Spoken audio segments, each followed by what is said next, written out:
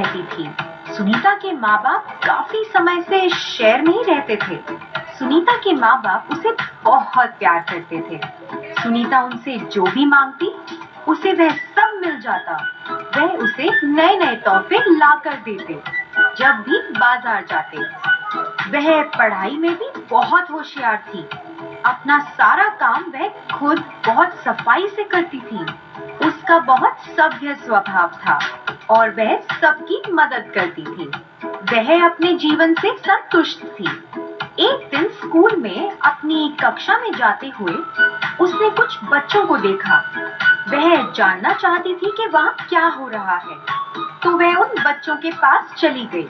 उसने देखा कि बच्चों ने उसकी दोस्त नेहा को घेर रखा है।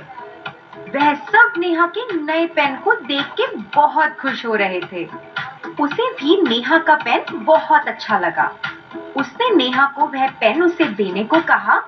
फिर उससे सुनीता ने अपनी किताब में बड़े अक्षरों में अपना नाम लिखा। फिर घंटी बज गई और सब बच्चे सभा में चले गए। फिर अध्यापिका ने सुनीता को चौक लाने को कहा।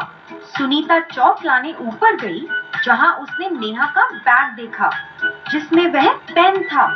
उसने पेन को बैग से निकाला, उससे रहा नहीं गया। उसने फिर किसी के पैरों की आवाज सुनी और जल्दी में पेन को अपनी जेब में रख लिया।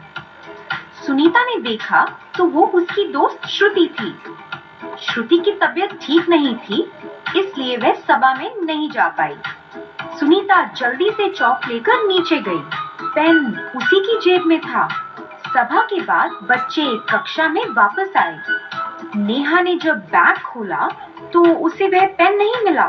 वह रोने लगी और उसने अपनी अध्यापिका को शिकायत की। अध्यापिका ने सब बच्चों को बुलाया और पूछा, जब सभा चल रही थी कक्षा में कौन था? सब बच्चों ने श्रुति की ओर इशारा किया। श्रुति बेकसूर थी, उससे तो पेन के बारे में कुछ नहीं पता था।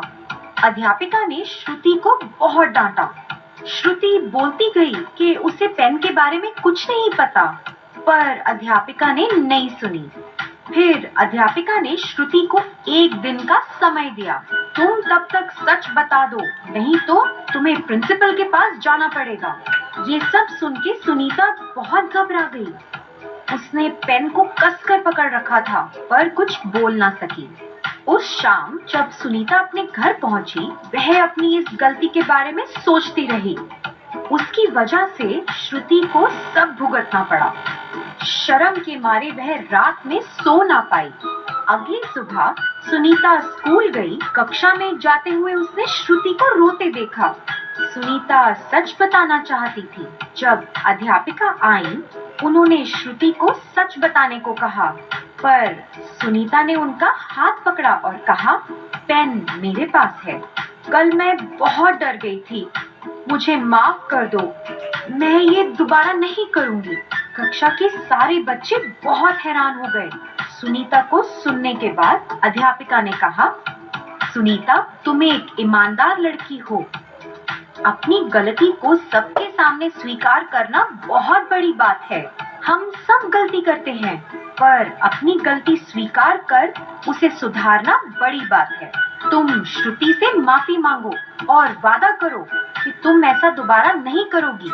फिर सुनीता ने श्रुति से माफी मांगी और नेहा को वो पेन वापस दे दिया। सबने ताली बजाकर सुनीता की ईमानदारी की प्रशंसा की।